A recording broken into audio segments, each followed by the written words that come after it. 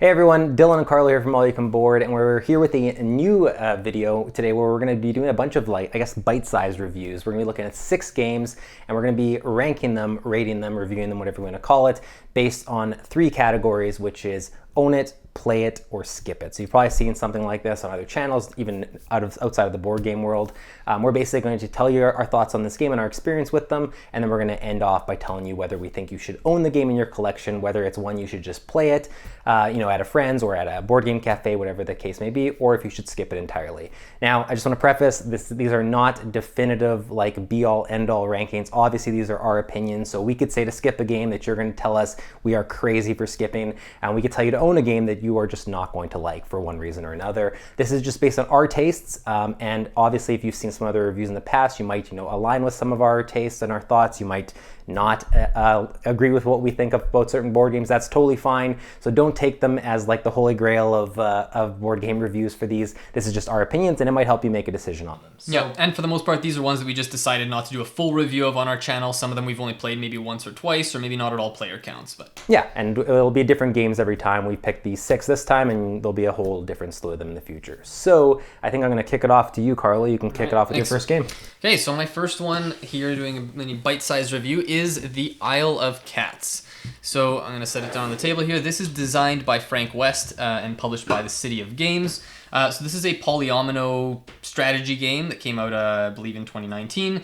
The basic idea of this is you're competing with other players. The theme is you're on an island, or Isle of Cats, of course, and the evil Lord Vesh is showing up to... I don't know if it says specifically in the rules that he's there to murder the cats, but there's clearly some nefarious implication of something evil's going to happen. Yeah, right? I can say with confidence that I obviously enjoyed this game. I have no idea what the theme is in this game. I just know it has to do with cats. And apparently Vesh is in some of the other games by this company. Right. But the idea is that you're trying to rescue these cats and put them onto your boat. So the polyomino aspect is every player's own player board is a boat, and you're basically trying to load up. The polyomino tiles are cats. So I'll actually put the box up here. I'm not sure if you'll be able to see this on the back here a whole lot, but you're basically trying to collect these cats, fit them onto your boat. There's different rooms, and if certain rooms don't get filled up properly, you're going to lose points at the end of the game. But there's also a card system where you're drafting. So basically every round you have a hand of cards, you're picking 2 and drafting, passing to the other players, and then you have the right to pay for those cards with your fish, and the game plays over a certain number of rounds and a bunch of scoring categories at the end. So it plays 1 to 4 players. I've not tried the solo mode yet. And this is one, so I'm a big cat person. I've had cats my whole life, so I'm always intrigued by these kind of cat games. And obviously with the kind of influx of polyomino games, this one definitely caught my eye, got some really good reviews, so I picked it up. I've really enjoyed it. There's a lot to like about the game, especially the way they handle the polyomino aspect. A lot of polyomino games we've played tend to have either a square or rectangular board. A lot of the time they're shaped the same way, or maybe it's an L shape or something. This one, it's like an oval shape kind of thing, but because of the different room segments and everything, the shape of it is really interesting.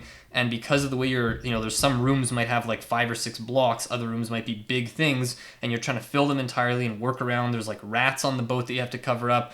So I really like the polyomino aspect, the puzzly nature of that.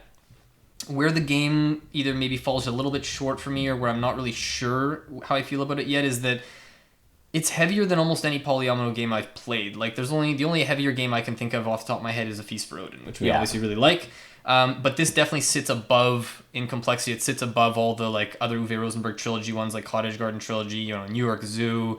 There's a lot of even My City from Reiner Knizia. This is definitely above that. And it's funny because polyomino games almost have this, you just almost expect them to be lighter. Yeah, because some it's people sitting might there have, doing a puzzle almost. Yeah, so some people might have that expectation coming into it that oh, it's a polyomino game. I love polyomino games and not expect the added complexity. Yeah, exactly. And the first time I taught this to someone, they were actually a little caught off guard. I think the game took about an hour and a half with the rules and the play. So just note that it is a little higher above that, but there is a family variant that allows you to kind of remove a couple of the rules and make it a more streamlined version. I'm actually curious if I might enjoy the family variant more, and the only reason why is because I have a bit of an issue with the cards. The drafting is you're drafting for the right to pay for them, but then you still have to pay for them. So I haven't played enough yet to know if that's worth the extra time that it adds. And the other thing is just the goal cards that come out, the scoring cards.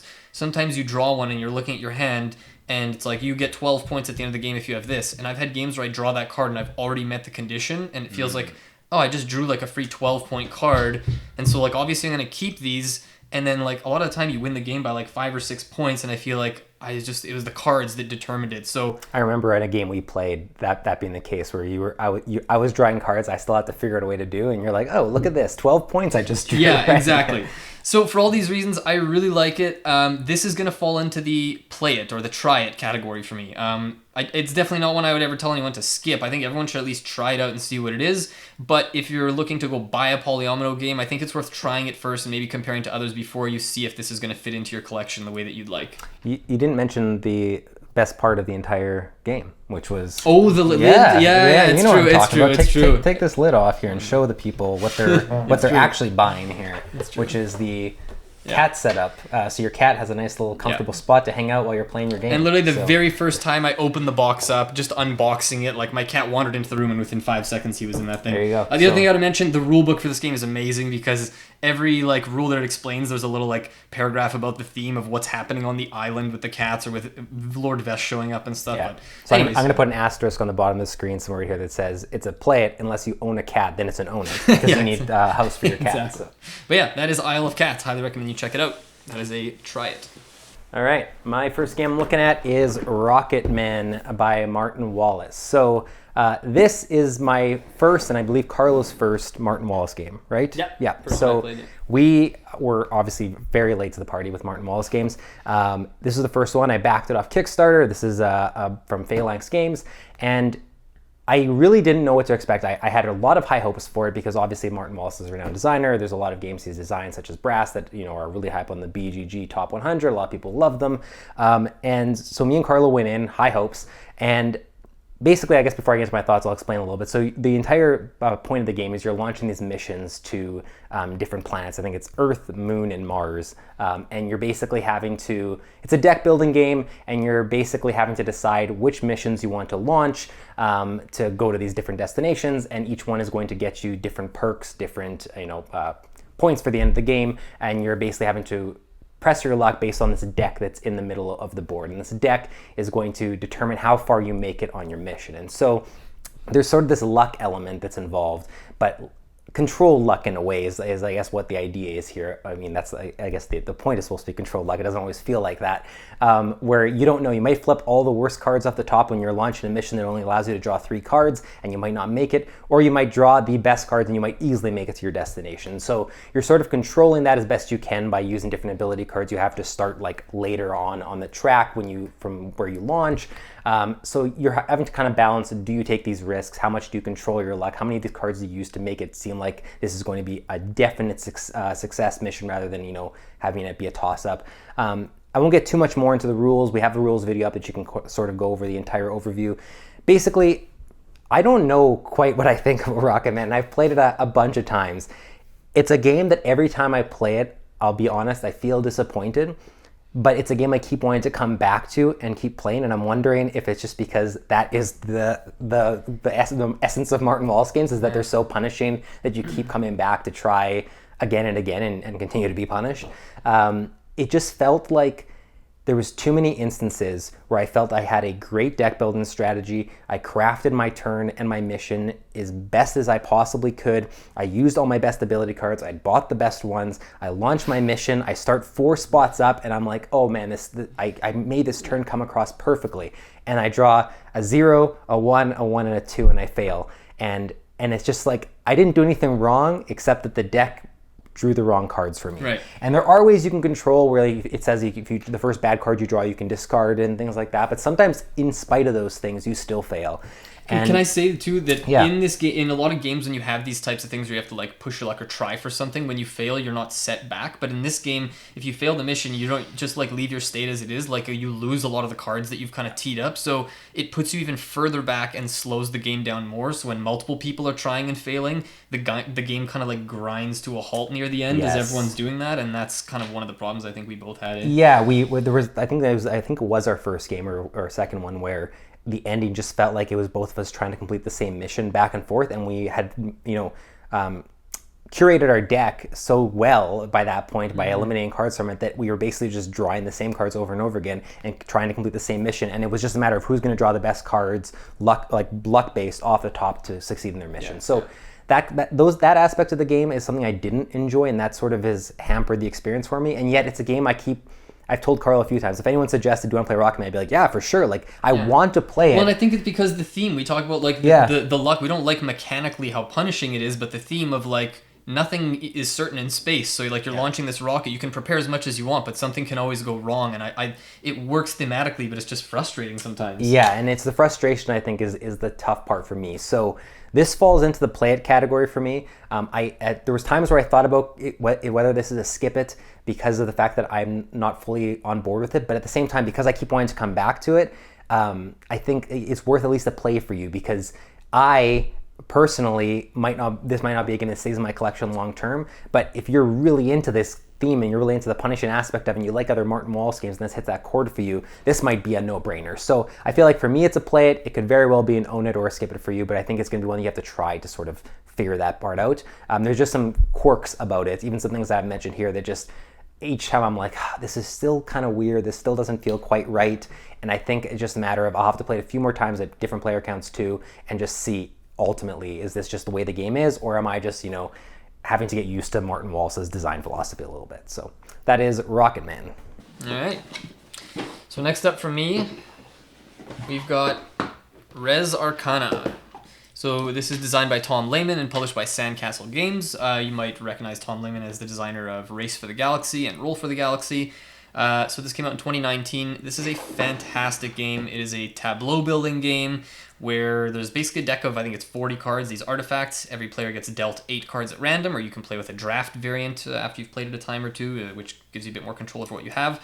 And basically, those are your 8 cards for the game. You don't add anything to your deck. You start with a 3-card hand, and you can take different actions, like you can play the cards, you can discard a card to take resources. There's all kinds of stuff you do. You can pass to kind of get out of the round, and there's cards that you can play that can either like attack other players or force them to lose life and resources and stuff. But you're getting these 8 random cards, and you have to find a way to make this deck work. Like, imagine being stranded out in the forest somewhere and you have a couple random items in your pocket and you have to find a way to kind of like survive. That's kind of what the game feels like. I've heard it referred to as like making lemonade out of lemons kind of thing. Sometimes you get your 8-card deck and like 2 or 3 of the cards are like, what am I even going to do with these? These don't synergize with anything. So you got to figure out which cards are you going to kind of build your little engine around, and then it's about finding a combo that works and then kind of rushing that and trying to get to the end, because it's the first player to get 10 points, or if you have more than 10 points at the end of the round. So very cool game. It has some similarities with Race for the Galaxy, but it's a very, very different game overall still, because you're not just like drawing through a common massive deck of cards. And there's just so much to like about this because of that challenge of, like, sometimes you can feel a little bit like you're unlucky with the deck you have, right? I think we played once where some of those dragon cards where it's like, if you have this, your dragons cost less, or you can do this with dragons. Then it's like, if you don't have dragons, then the card doesn't really do anything for you. But then maybe you use that card when you have it just a discard to take resources and you're buying other stuff off the table. There's like common, places of power and monuments that players can all buy. So there's some open information that players are competing with each other to get. And like me personally, I would even just say, I don't think anyone should really play Res Arcana, maybe beyond the first game, without the draft variant. I played this so much on BGA now. It is on BGA. Yeah. And it's so much better when you can draft your deck, and even if you might not get the perfect combos, you at least get some synergy you're able to control. The times that there is an element that's really fun to just get a random assortment of cards and feel like, how do I figure this out? It's almost like Keyforge in that way, right? Yeah. But the draft variant eliminates that aspect of like, you got really lucky in your cards and I got a bunch of not really good cards that combo together. That it eliminates that, right? For sure. I think the only time I wouldn't do the draft is if I had played it a bunch of times and I was just showing it to a new person, they wouldn't really know how to evaluate the cards. So I think that might skew the playing field even more. Yeah. But after I'd say your first game, just get right into the draft. But I love this game. The first expansion is already out. Lux at Tenebrae. Which I think makes the game even better, is such a good expansion. There's a second one coming out in a bit. If you haven't tried this out, at least try it on Board Game Arena. It plays very quickly too. It definitely plays best at 2 players. It's still good at 3. I haven't tried it yet with 4. I don't know if I would ever really want to play it with more than 3. Just adds more downtime without really adding a whole lot of interest to it, I think. The theme's also great. I mean, we're both big fans of like the fantasy theme. Me especially. Like I prefer games that have it in the same way that, like, people argue Gaia Project versus Terra Mystica. Right. The theme of this is just hits all the right notes with the dragons and all the fantasy elements and weapons and aspects. Yeah. Like it just, I love looking at the cards and checking out everything. Yeah, the artwork is cool, and I have to say too, because if some people who might be watching this might have had issues with the iconography on Race for the Galaxy and have made it tough to learn, and a lot of games have that issue. I think they nailed the iconography in this. A lot of it is very straightforward. Like you just look at the icon, and once you've had it explained once, it kind of everything just sticks and kind of clicks together. So this is actually one of my favorite tableau builders, and this for me is going to be an own it. I think this is one that is going to give you so much replay value even without the expansion that if this even mildly interests you and you think it's worth it, I think this is an own it type game, and it's one that's I think going to stay in my collection probably forever. Yeah, it's an awesome game. I love it. Yeah, and that is Res Arcana. All right. What you got next? I've got Hallertau. Nice. If you guys know me, you know I love my Uwe Rosenberg games. One of my favorite games is A Feast for Odin, which is one of his other big box games. Uwe Rosenberg sort of goes back and forth, it seems, most years doing large big box games like this that have the expert level tag on the bottom, and smaller games like polyomino games and different things like that. So this, I've heard from a few people that this is supposed to be potentially his last big box game. I don't know whether that's true or not. Yeah, I think he said it himself. Yeah, if it is, I'm devastated. But so Hallertau, I'm not going to go over every rule here because it is obviously a complex game. We do have a rules video that I can link above. But in the same essence as some of his other big box games, this one does involve farming. This one also involves, there's basically this community center that everything sort of revolves around in the center of the, of your player board. And the community center, you're essentially moving it. Again, I don't know what the thematics are behind this. I've heard a couple people mention like how you move in the community center, but yeah, I don't know either really. There's this community center, and you can sort of see in its window a number, and that number is, what is the number indicated in Hallertau? Isn't it the number? Well, there's one that shows the amount of points you're going to get, but the other one is the number of workers you're allowed. Yes, to, the number of right? workers. Yeah, right. So you have workers that I think everyone starts the game with, like whether it's 6 or 7 or something like that. And basically that number is going to increase as the community center moves, and you're going to see a different number through the window. Those workers are being used on the main action board that is present in a lot of his games, and you're basically fighting for different spots. Every spot you can go to multiple times, but it's going to cost you more every time you go there. So the first time you go there costs 1 worker. The next person, or if you go there again, it costs 2 workers, things like that. So basically, you're increasing your workers by moving the community center. You're increasing the amount of points you get by moving the community center. The community center has to move. You have to move other little buildings that are associated with it. To do that, you have to gather resources from your fields. There's a bunch of different resources. You have to use different combinations of resources to move each of the little buildings, which eventually slides the community center over. Everything revolves around you producing these resources, these goods, by using the different action spaces at your disposal. So even though it is a complex game, I would say that this one has less. This one seems very more linear than other ones. There is a lot of things you're doing, but you have this one ultimate goal of just sort of produce goods in the best way you can to be able to move this building around. Whereas a game like Feast for Odin, it often feels like I can play it completely differently than you do, and we're almost playing 2 very different games, sometimes not even competing directly except for scores. This one, we very much are competing, doing the same thing, sometimes going for the same action spaces. There's some divergence, obviously, like some action spaces you'll go to that I won't want to, but we're both having the same goal. So I really, really love Hallertau. I'll preface that right away. It takes a lot for me not to like one of his big box games. They hit all the right chords for me. It's not a game I play all the time, but it's one that if I'm sitting down to play a really deep experience, I will absolutely pick games like this. So I don't own all of his big box games, or many of them. Feast for Odin it might even be the only big box game of his besides Hallertau. Fjord kind of count. Yeah, New Fjord. It's not as complex maybe, but I think it's in that line of that's true. Worker placement. But when it comes to Agricola,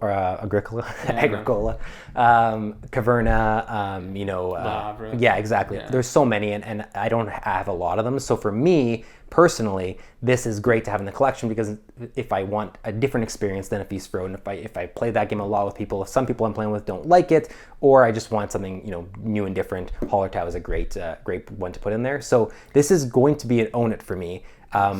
But I'm going to put a little asterisk by it, is that I think if you own a lot of his big box games, if you own them all, you're going to fall into 2 camps. One, you're going to want to continue to that trend and have all the Uwe Rosenberg games and have the whole gamut. But I think that I don't know that this one necessarily brings anything wildly new to the table, that if you have and have played a lot of Agricola and Caverna and Le Havre and the Feast Road, and that you're going to pick this up and say, oh, good, a brand new, completely different Uwe Rosenberg experience. The only thing I would say that caught me off guard with this, and one of my favorite things about it that is different from the other ones, I think, is the card system, because you can play the cards almost whenever you want. Like, there's no, like, you don't have to take an action to play it, and cards become a huge part. The first, I think I've only played this once, but I think I had like 20 or 30 cards of it, because like, you play this card, and then it allows you to play this other card, and then you chains into this resource that gets this other card, and that determines a lot of your strategy. That is kind of that was a cool thing to explore that I really liked about it. Yeah, that's actually, I'm glad you brought that up, because that is one of the best things about it and unique things about it, is that you're right. Even if in a Feast Road and Agricola, I feel like cards are more of a commodity, and there's a bit more like emphasis placed. I guess in Feast Road you can end up playing a lot, but it not as much as Hallertau. Yeah, and you have to take a specific action in those games to do it. Whereas here it's just like, you met this thing on your card, just play a card, play a card, play another card, like even on someone else's turn. It's And there are different decks of cards that you're using in each game, so each game's gonna have different cards in the game. So there is a lot of variety in here. So yeah, you're right. Like it is gonna bring different stuff to the table. It's not going to completely like shake up the entire Uwe Rosenberg big box formula, but there is enough different stuff with it being very focused on this community center with the way the cards are played that I think it's still worth owning, whether you have a lot or very few of his big box games. It's an own it for me because it takes a lot for one of his big box games to not be an own it for me. I wouldn't get rid of it anytime soon, because I will always have people that I will suggest playing it, or I know will want to play it. We've had a great time playing it at 2 players. I think with any of his big box games, play it at, have caution when you decide to play with 3 and 4, maybe more so with 4, because with games like this, it just means it's going to be a long experience. I know a Feast Road isn't a game I like playing at 4 players. I think 3 is my limit, and I love it at 2. So it's really going to be your mileage there. So yeah, it's an own it for me, but I kind of knew that going in. Again, it's going to vary for you just based on how many of these games you own, and how you feel about this kind of huge experience. But I think it's a fantastic game. If it's his last one, it's a great one to go out on. But I'm sitting here with my fingers crossed that he's going to change his mind like Stephen King and just keep cranking them out every year. 2 a year from now, and that'd be great. So that's Hallertau. All right, and the third and final one on my list is a small box card game called Truffle Shuffle. So this is designed by the folks who make up Flat Out Games. So that is Molly Johnson, Sean Stankovic, and Robert Melvin. This one is actually published by AEG, though. This is a 2020 game, and basically the game plays over 3 rounds. It has elements of kind of poker hands. And the board is kind of laid out at the beginning of each of the 3 rounds, sort of Seven Wonders duel style, if you've played that. So it's kind of got like a pyramid of cards. Some are face up, some are face down, and they're layered over each other. And all you're doing on your turn is you pick a card from the tableau, and that's it, unless you have one optional play action, which is to basically, I don't know what it's called, you're basically playing, like, fulfilling an order. So you've got these different types of truffles, so the chocolates have different numbers and colors on them, and you're basically trying to collect sets like poker hands, so getting like a flush, which is like all of the same color, not necessarily the same number. You can get runs and straight flushes and all kinds of stuff. So your turns can go really quick sometimes, because all you do is just like pick a card, the next person goes, pick a card, the next person goes, pick a card, and then eventually if you want to pick a card and then also fulfill an order, and then you're basically getting money for the type of order you fulfill, right? If you get 4 of a kind, you get this much money. If you do a straight flush, you get this much money, kind of thing. But there's some cool cards in the deck that mix it up. There's cards that allow you to, like, when you play it just says take 2 cards instead, so on your turn you'll just grab 2, or there might be a lose your turn but take 3 cards next turn.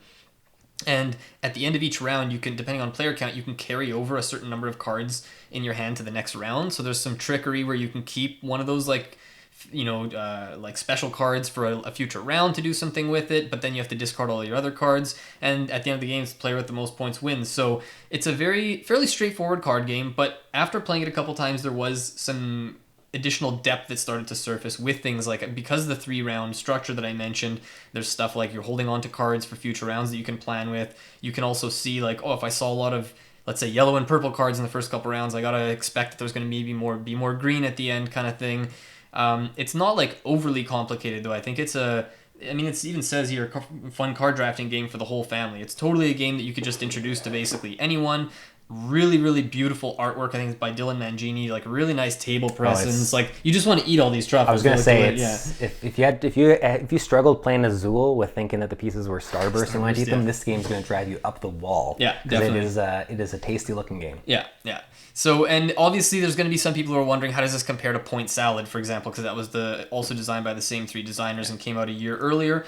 I would say, I've played Point Salad more. I would say I like Point Salad a little more than this, because Point Salad has a bit more variety from game to game. You're going to get a lot more, like, there's all kinds of different scoring conditions. You can try a strategy where you go all crazy out and just getting onions and not these or whatever. And the scores can also be all over the place, though, in Point Salad. Sometimes one person wins with, like, over 100 and the next player has, like, 60 points or something. Yeah. This is going to be tight scores because you're limited in what you can do every turn. So it's going to be tighter, closer games, but it also means it loses a bit of the excitement that I think Point Salad has and a little bit of the replay value. So if you kind of just want another game to have on your shelf to be able to pull out, this is a great option. For me, it's going to fall under the try it category or the play it category because I think it's definitely worth trying for everyone. But I hesitate to call it an own it because I don't really think it's a game that everyone needs to own or is going to play a whole lot. I don't think it's going to be one of my favorite small box card games, but I am happy to own it. It's going to stay on my shelf for at least a while, and time will tell whether it sticks around long term. But which game is tastier, Point Salad or Truffle Shuffle? I mean, Truffle Shuffle. Yeah, come on, that's a ridiculous question. The only thing I was going to say about it is the only aspect I remember about it, and I have the same. Sorry, my dog is like whining because he's a big suck here. He needs some love. But the only thing I was going to say about Truffle Shuffle is the same thing. One of the only issues I have with Seven Wonders Duel is that I love the pyramid aspect and I love what it sort of introduces and allows with, like, blocking opponents and stuff like that. You will run into situations sometimes where the way that the cards are laid out, you're doing this sort of math calculation in your head, being like, if I take this and they take this and they take this, then I'll end up with this card. And that gets, like, after a while, that gets to be one of the least fun aspects of those kind of type of games. It's just an order and math kind of thing. Yeah. If I do this, then this. And then your opponent realizes that you've been outmathed, and you're like, okay, well, I can't do anything about that. And it can lead to some frustration. But I feel like all games have some aspect of that, so it's not the worst thing, but it's just something to keep in mind is, like, if you've played Seven Wonders Duel, you'll know sort of what I'm talking about. And there's a bit of setup time too, right? Because you got to lay out the pyramid, and then after it's taken down, you got to lay out the pyramid for the second round and also the third round. And then the only other complaint I have about the game is, because of the fact that the fulfilling an order part is optional in your turn. Yeah. Sometimes, unless someone gives you the cue, like if someone takes a card and if they don't say, okay, your go, you might be sitting there waiting, like, were you going to fulfill an order? Like, no, you can go. Yeah. But then other times you go, someone takes a card and then you go to take a card, they're like, wait, I was going to fulfill an order. And it's like, but you didn't say it. And so it's this kind of thing where sometimes the game pace kind of struggles a little bit, but pretty minor complaint. I've enjoyed it every time I play it. Great game. It's not a must own, but you should definitely play it. That is Truffle Shuffle. All right, and the last game I am going to look at today is one that you might have seen a video on our channel for recently, and that is Subastral, which is a small enough box that I can leave it standing up here. So Subastral is a brand new game from Ben Pinchback and Matt Riddle and Renegade Games. It is sort of a spiritual follow-up to Stellar, and like it has some of the same elements. It's a very different game, but I would just say that in terms of like box art, display, and some of the gameplay elements, you can tell it's definitely inspired by it. Stellar was a 2-player game. It plays 2 to 5. This is a very interesting game. So you sort of have these cloud cards in the center of the table, and you'll have these different biomes that are on each of these cloud cards.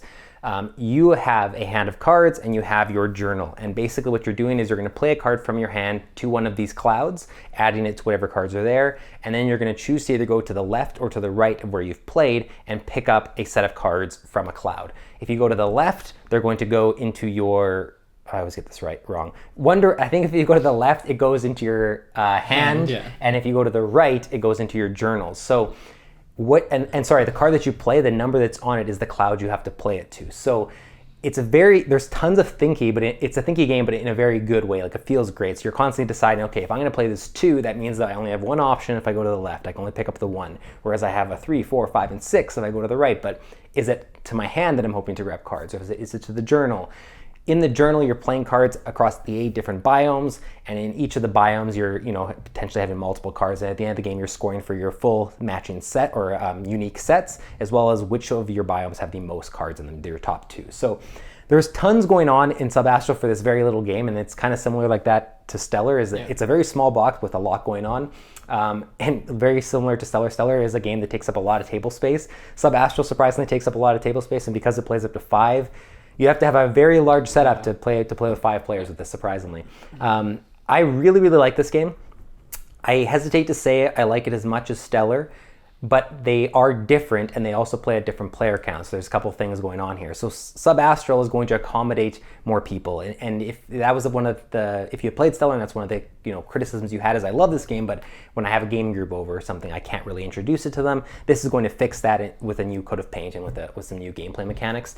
I think that Stellar makes for slightly more interesting choices, more interesting decisions each turn, whereas Subastral, you can have some turns where it don't feel like they were quite impactful. There wasn't a lot happening, wasn't, Especially near the end, if you can't take something to actually meet one of your scoring conditions, you're just taking something to deny someone kind of thing. Yeah, and sometimes taking cards to your hand doesn't feel super exciting. You're part of this game is you have to balance having cards in your hand that you can play with having to replenish cards in your hands because if you run out, then you don't have anything to play on your next turn. So taking cards to your hand doesn't always feel super exciting. Your opponent could have done something where they did this great turn with their journal, left you some good cards, and you realize you have to just pick up cards, and you're just saying, I'm picking up this. And sometimes the choices are limited depending what you're playing. If you're only playing a 2, you have to pick up the 1. So you'll get some turns that aren't quite as interesting, but I think that I've still enjoyed every game I've played of Subastral, and there's tons to explore here, and I like the way it accommodates up to 5 people.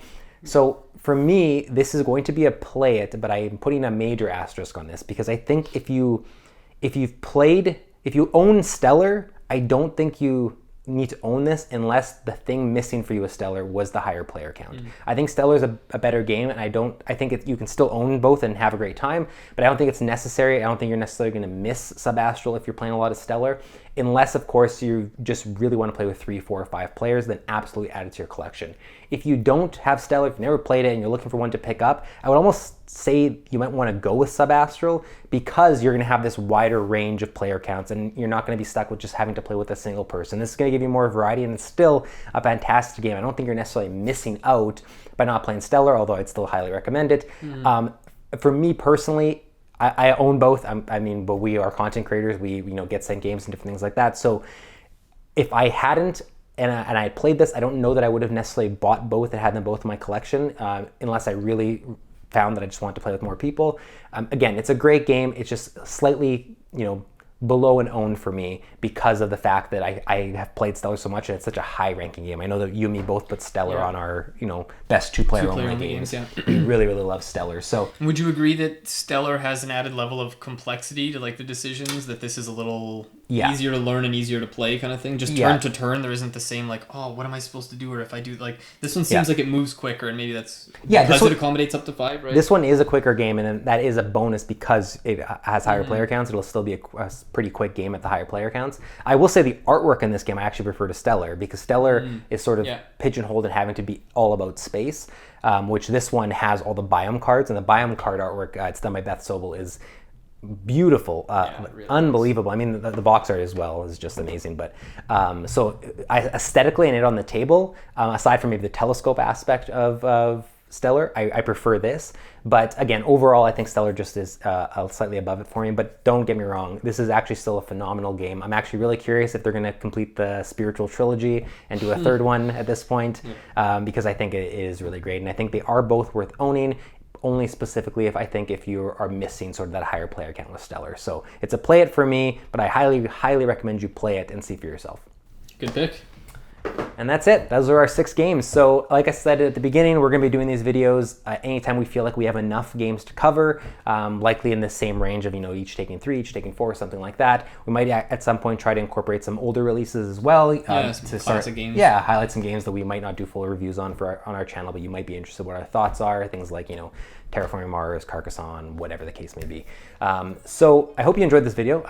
Let us know in the comments for any of these games if you agree or disagree. Do you have them? Have you played them? Did you skip them? And let us know, especially in the comments, which games you'd love to see us cover on this channel. We might take your suggestions and use them. We might even make full reviews on them. We'd love to hear which games you want us to review, which ones you want us to cover. We have some exciting games we're going to be getting released soon that I won't mention, but some big releases as well. So you're going to be seeing a lot of new review content on our channel still. But otherwise, thanks so much for watching, and we'll see you in the next one. Yeah.